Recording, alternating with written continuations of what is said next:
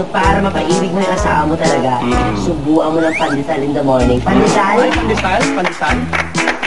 Pandesal, sandali ba wala ang pandesal? Grabe ng pagkakatali ng pandesal. Kailangan, ayan ang ating pandesal, mga kaibigan. Kailangan, kainin nyo together ng asawa nyo sabay. So, kunwari ako yung asawa mo. Gumanong ka ng konti. Yan, kumate ka na. Yan. Okay. Ready, Marlon? Nga. Nga. Kagat. Kagat. Kagatin mo. Ayaw mo. Hindi pa kagat. Kagatin mo nga. Wow. Yan. Yan. Tapos yan, kayo naman ng kalabaw.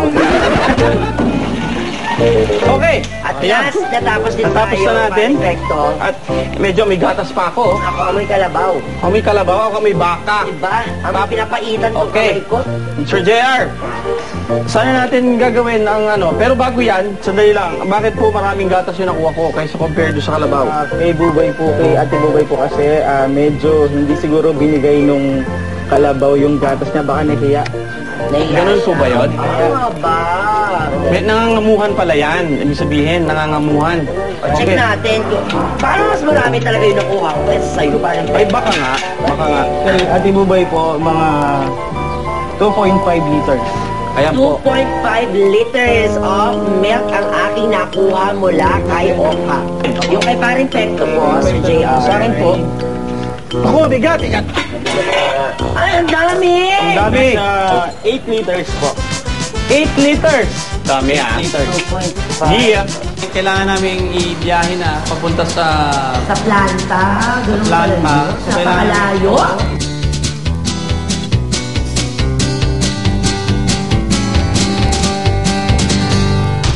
Ayan, at magmumotor na kami ni paring Pekto papuntang planta.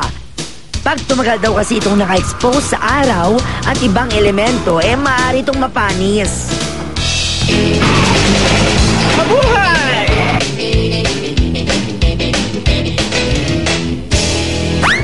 Okay.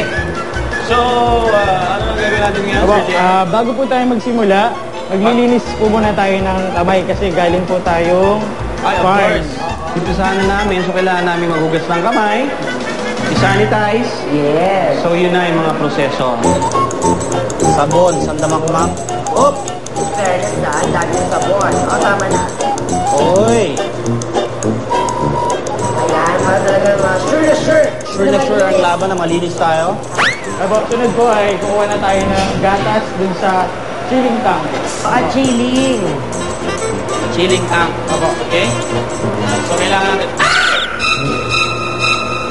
Wala kita ka? Meron! Sandali lang, ha?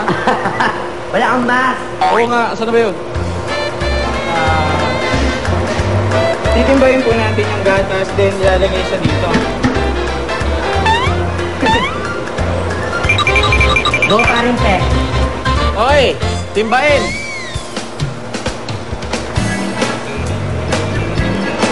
Wala na isa.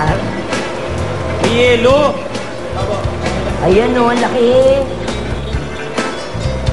Okay. It's your turn. Ay, wag mo... Ay! Ay, ang bigat. Ayan, ten. Jigata Maria. Ayan, kailangan mo isalin ng bonggang-bongga.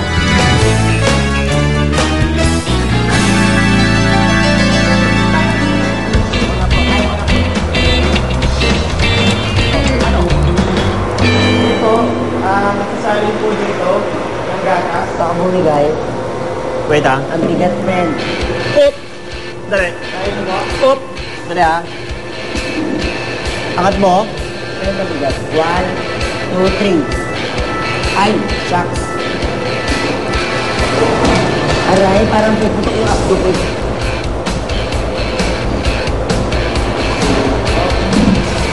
Okay. Oop. Salang. Go, go, go, go. Yan. Okay, so naghintay kami ng mga 15 minutes. 15 to 20 minutes. Tapos, nung medyo okay na, temperature,